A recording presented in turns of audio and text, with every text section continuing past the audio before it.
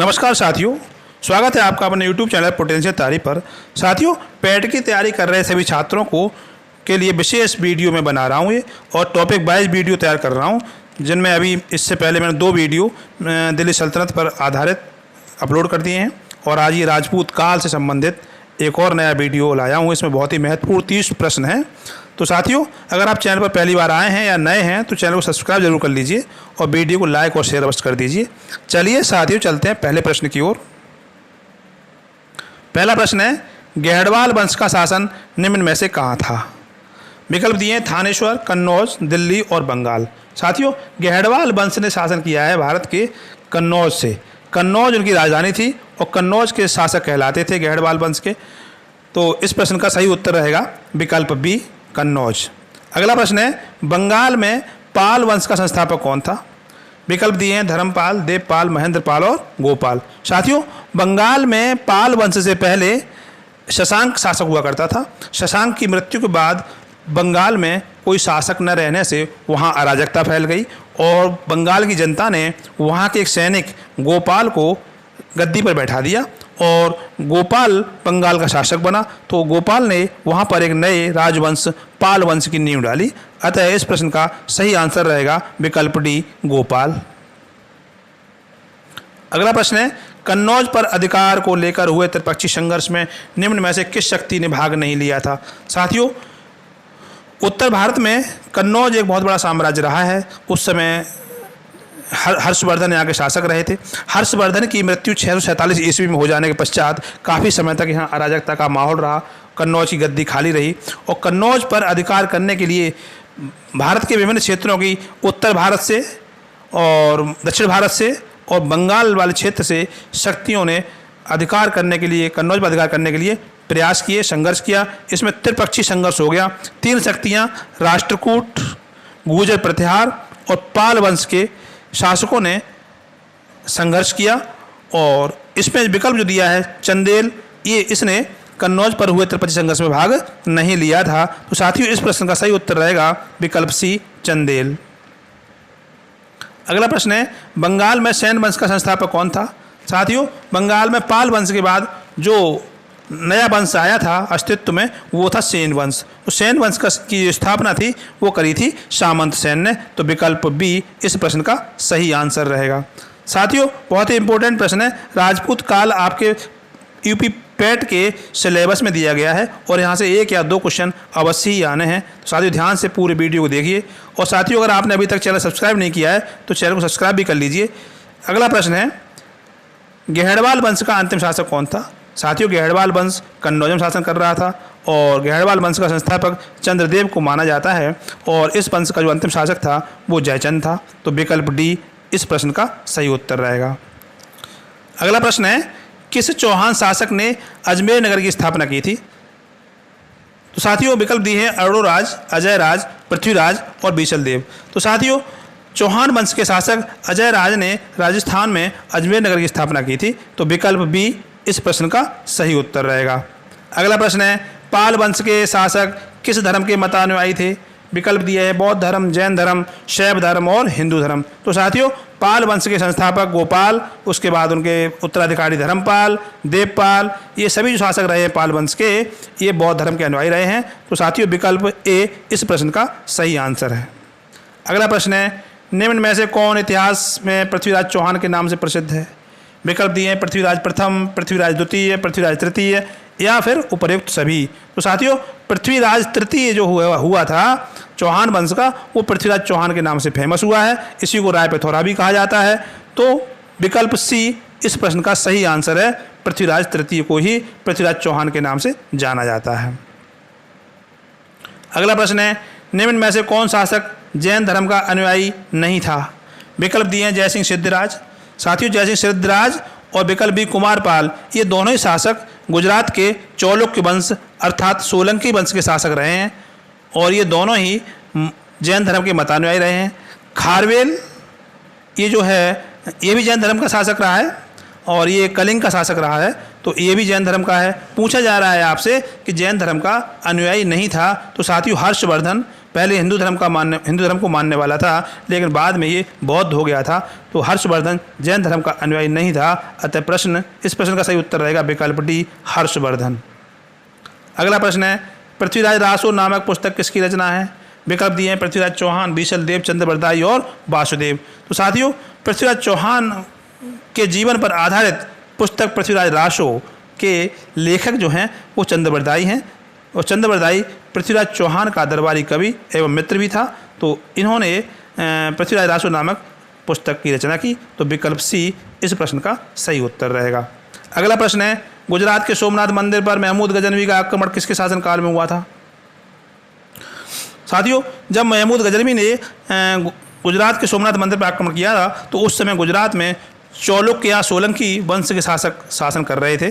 तो महमूद गजनवी के आक्रमण के समय सोलंकी वंश का शासक भीम प्रथम जो था वो गद्दी पर बैठा हुआ था, और इसी के समय महमूद गजनवी ने सोमनाथ के मंदिर पर आक्रमण कर उसको लूटा था और मंदिर की जो मूर्ति थी उसे भी खंडित कर दिया था।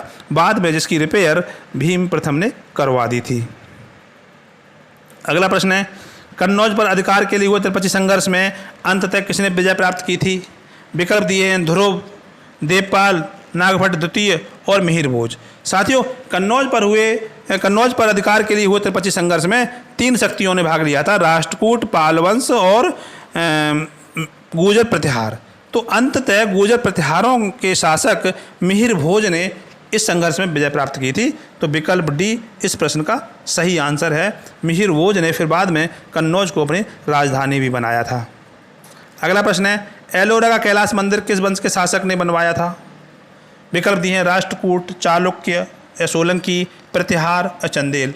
साथियों, एलोरा के राष्ट्रकूट का मंदिर राष्ट्रकूट शासक कृष्ण प्रथम ने करवाया था। तो विकल्प ए, यहाँ पर वंश पूछा गया है तो राष्ट्रकूट वंश इस प्रश्न का सही उत्तर है। अगला प्रश्न है, गीत गोविंद के रचयिता किसके दरबारी कवि थे? विकल्प दिए हैं सामंत सेन, जयचंद, पृथ्वीराज चौहान और लक्ष्मण सेन। तो साथियों, गीत गोविंद बहुत ही फेमस रचना है और गीत गोविंद के रचयिता जो थे वो थे जयदेव। उनका नाम था जयदेव, नाम है गीत गोविंद के रचयिता का। तो ये जयदेव जो थे वो लक्ष्मण सेन के दरबार में निवास करते थे और लक्ष्मण सेन के दरबारी कवि थे, और लक्ष्मण सेन जो था सेन वंश का अंतिम शासक था बंगाल में। अगला प्रश्न है, बख्तियार खिलजी का बंगाल पर आक्रमण किसके शासनकाल में हुआ था? साथियों, बख्तियार खिलजी एक तुर्क विजेता था जो मोहम्मद गोरी के साथ भारत आया था, और इसने बंगाल पर जब आक्रमण किया था तो उस समय बंगाल का शासक लक्ष्मण सेन था। तो विकल्प ए इस प्रश्न का सही उत्तर है। अगला प्रश्न है, जेजाग भुक्ति में चंदेल वंश की स्थापना किसने की थी? विकल्प दिए हैं धंग, परमरदेव, विद्याधर, नन्नुक। साथियों, जेजाग भुक्ति वर्तमान बुंदेलखंड वाले क्षेत्र को कहा गया है। वर्तमान में जिसे हम बुंदेलखंड कहते हैं उसी को उन दिनों जेजाग भुक्ति के नाम से जानते थे, और जेजाग भुक्ति में चंदेल वंश की स्थापना करने का जो काम किया था वो नन्नुक ने किया था। तो विकल्प डी इस प्रश्न का सही आंसर है। इसके अलावा जो धंग हैं, परमरदेव हैं, विद्याधर हैं, ये भी सभी चंदेल वंश के ही शासक रहे हैं। अगला प्रश्न है, मोहम्मद गोरी ने जयचंद की हत्या किस युद्ध में कर दी थी? विकल्प दिए हैं पानीपत का प्रथम युद्ध, चौसा का युद्ध, तराइन का प्रथम युद्ध और चंदावर का युद्ध। तो साथियों, मोहम्मद गोरी ने जयचंद की हत्या करने से पहले पृथ्वीराज को भी युद्ध में हराया था, और उसके बाद इन्होंने मोहम्मद गोरी ने जयचंद पर आक्रमण किया था, कन्नौज पर आक्रमण किया था, और जिसमें जयचंद को युद्ध में हराकर उसकी हत्या भी कर दी थी। और ये युद्ध जिस नाम से जाना जाता है वो है चंदावर का युद्ध। चंदावर के युद्ध में जयचंद मारा गया और यह युद्ध 1194 ईस्वी में हुआ था। अगला प्रश्न है, किस वंश के शासकों ने कंदरिया का महादेव मंदिर बनवाया था? विकल्प दिए हैं सोलंकी, चौहान, चंदेल और गहड़वाल। तो साथियों, कंदरिया का महादेव मंदिर बनवाने का जो काम किया वो चंदेल शासकों ने किया था। तो विकल्प सी इस प्रश्न का सही आंसर है। अगला प्रश्न है, कर्पूर मंजरी किसकी रचना है? विकल्प दिए हैं राजशेखर, भवभूति, बागपति और जयदेव।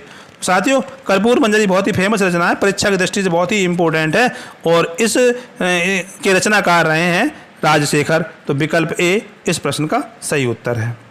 अगला प्रश्न है, खजुराहो किस वंश के शासकों की राजधानी थी? विकल्प दिए हैं चौहान, प्रतिहार, चंदेल और सेन। तो साथियों, खजुराहो वर्तमान मध्य प्रदेश वाले एरिया में पड़ता है और यह चंदेलों की राजधानी रही थी। तो विकल्प सी इस प्रश्न का सही आंसर है। साथियों, अगर अभी तक आपने चैनल सब्सक्राइब नहीं किया है तो कृपया करके चैनल को सब्सक्राइब जरूर कर लीजिए। अगला प्रश्न है, परमल देव किस वंश का शासक था? विकल्प दिए हैं चौहान वंश, चंदेल वंश, परमार वंश और कलचुरी वंश। तो साथियों, परमल देव जो था वो चंदेल वंश का अंतिम शासक था। तो विकल्प बी इस प्रश्न का सही उत्तर है। अगला प्रश्न है, मोहम्मद गोरी ने किस युद्ध में पृथ्वीराज चौहान को पराजित किया था? विकल्प दिए हैं तराइन का प्रथम युद्ध, तराइन का द्वितीय युद्ध, चंदावर का युद्ध और बिलग्राम का युद्ध। साथियों, बिलग्राम का युद्ध तो बहुत बाद की बात है। ये युद्ध जो है हुमायूं और शेरशाह के बीच में लड़ा गया था। मोहम्मद गोरी के ये तीनों युद्ध हैं। तराइन का प्रथम युद्ध 1191 ईस्वी में लड़ा गया, तराइन का द्वितीय युद्ध 1192 ईस्वी में लड़ा गया और चंदावर का युद्ध 1194 ईस्वी में लड़ा गया। और तीनों में ही मोहम्मद गोरी ने लड़ाई की है और ये पहले वाले दो पृथ्वीराज चौहान के साथ हुए थे और चंदावर का युद्ध जयचंद के साथ हुआ था। तराइन के पहले युद्ध में पृथ्वीराज चौहान ने मोहम्मद गोरी को पराजित किया है और तराइन के द्वितीय युद्ध में मोहम्मद गोरी ने पृथ्वीराज चौहान को पराजित कर दिया। पहले में गोरी हारा है और दूसरे में पृथ्वीराज चौहान। तो सही उत्तर रहेगा इस प्रश्न का, पृथ्वीराज चौहान को पराजित किया जाता है तो तराइन के द्वितीय युद्ध के 1192 में मोहम्मद गोरी ने पृथ्वीराज चौहान को पराजित कर दिया था। अगला प्रश्न है, विक्रमशिला बौद्ध विहार किसने बनवाया था? विकल्प दिए हैं धर्मपाल, लक्ष्मण सेन, सामंत सेन और देवपाल। तो साथियों, पाल वंश के जो शासक हुए थे धर्मपाल, इन्होंने ही विक्रमशिला बौद्ध विहार का निर्माण करवाया था, नींव डाली थी, स्थापना करवाई थी। तो विकल्प ए इस प्रश्न का सही उत्तर है। अगला प्रश्न है, किस सोलंकी शासक ने मोहम्मद गोरी को कासरत के मैदान में बुरी तरह पराजित किया था? विकल्प दिए हैं मूलराज प्रथम, कुमारपाल, भीम द्वितीय और जयसिंह सिद्धराज। तो साथियों, मोहम्मद गोरी को कासरत के मैदान में भीम द्वितीय ने बुरी तरह से पराजित किया था 1178 ईस्वी में। 1178 ईस्वी में ये युद्ध हुआ था और इसमें मोहम्मद गोरी पराजित हुआ था भीम द्वितीय के हाथों। तो विकल्प सी इस प्रश्न का सही आंसर है। अगला प्रश्न है, विक्रमशिला बौद्ध विहार को किस तुर्क विजेता ने ध्वस्त कर दिया था? विकल्प दिए महमूद गजनवी, मोहम्मद गोरी, कुतुबुद्दीन ऐबक और बख्तियार खिलजी। साथियों, 1202 ईस्वी में बख्तियार खिलजी ने लक्ष्मण सेन जो बंगाल का शासक था उसकी राजधानी पर आक्रमण किया था। आक्रमण इतना भीषण था कि लक्ष्मण सेन तो भाग गया और इसने वहाँ पर लूटपाट की। उसके बाद लौटते समय जब इसने विक्रमशिला बौद्ध विहार को देखा तो यहाँ रास्ते में पड़ा हुआ विक्रमशिला बौद्ध विहार इसने ध्वस्त कर दिया। तो विकल्प डी बख्तियार खिलजी इस प्रश्न का सही उत्तर है। अगला प्रश्न है, पृथ्वीराज चौहान के समकालीन गहड़वाल शासक कौन था? साथियों, पृथ्वीराज चौहान जब दिल्ली अजमेर में शासन कर रहा था उस समय कन्नौज में गहड़वाल शासक जयचंद शासन कर रहा था। तो पृथ्वीराज चौहान के समकालीन गहड़वाल शासक जयचंद था। तो विकल्प ए इस प्रश्न का सही आंसर है। अगला प्रश्न है, चौहान वंश के प्रारंभिक शासक किसके सामंत रहे थे? तो साथियों, चौहान वंश की प्रारंभिक शाखा जयपुर के निकट शाकंभरी प्रदेश वर्तमान सांभर के आसपास ये शासन कर रहे थे और उस समय ये प्रतिहारों के सामंत थे। तो विकल्प बी इस प्रश्न का सही उत्तर रहेगा। प्रतिहार से तात्पर्य गुर्जर प्रतिहार के इस वंश के सामंत रहे थे ये लोग पहले। अगला प्रश्न है, कुमारपाल चरित नामक किसकी रचना है? विकल्प दिए हैं हेमचंद, जयचंद सूरी, राजशेखर और चंद्रवरदाई। साथियों, कुमारपाल एक सोलंकी वंश का महान शासक रहा है और इसके दरबार में जैन विद्वान जयचंद सूरी निवास करते थे। तो कुमारपाल जो चरित्र रचना है वो जयचंद सूरी की है। विकल्प बी इस प्रश्न का सही आंसर है। अगला प्रश्न है, किस सोलंकी शासक ने आबू पर्वत पर अपने पूर्वजों की 7 गजारोही मूर्तियां लगवाई थीं? साथियों, गुजरात के सोलंकी वंश के शासक जयसिंह सिद्धराज ने आबू पर्वत पर एक मंडप बनवाया था और उस मंडप में अपने पूर्वजों की 7 गजारोही मूर्तियां लगवाई थीं। तो साथियों, इस प्रश्न का सही आंसर रहेगा विकल्प डी जयसिंह सिद्धराज। अगला प्रश्न है, चंदेल वंश का अंतिम शासक परमरदेव किससे पराजित हो गया था? साथियों, इस परमरदेव को राजा परमाल के नाम से भी जाना जाता है। आलखंड जो रचना है उसमें इसे परमाल कहा गया है और ये चंदेल वंश का अंतिम शासक हुआ था और ये जो है पृथ्वीराज चौहान से पराजित हो गया था। हालांकि ये पराजित होने के बाद भी शासन करता रहा था। तो इस प्रश्न का सही आंसर रहेगा विकल्प बी पृथ्वीराज चौहान। अंतिम प्रश्न है साथियों, चंदेलों की सहायता के लिए आला एवं ऊदल नामक 2 सरदार किसने भेजे थे?